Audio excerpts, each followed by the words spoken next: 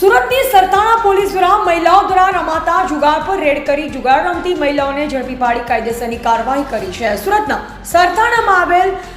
કરુણેશ હોમ્સમાં આવેલ flat number B103 વાલ કપાટિયા પાસે જુગાર પર સરથાણા પોલીસે રેડ કરી, જેમાં જુગાર રમતી મહિલાઓ પૈકી કૃષ્ણાબેન દિલીપભાઈ, ધીરુભાઈ બુહાની, નૈનાબેન રવજીભાઈ, પોપટભાઈ ડોગરિયાની, શર્મિષ્ઠાબેન કિશોરભાઈ, મગનભાઈ કાકડિયા, હંસાબેન હસમુખભાઈ, પોપટભાઈ ગજરાની, સોનલબેન દીપકભાઈ, ગોરધનભાઈ રાદડિયા, નૈનાબેન ભરતભાઈ, ભાવભાઈ ગોસ્વામીને પકડી પાડી જુગાર રમતા મળી આવી. તેઓની તમામની અંગ ઝડપી કરતા રોકડ રૂપિયા 18,600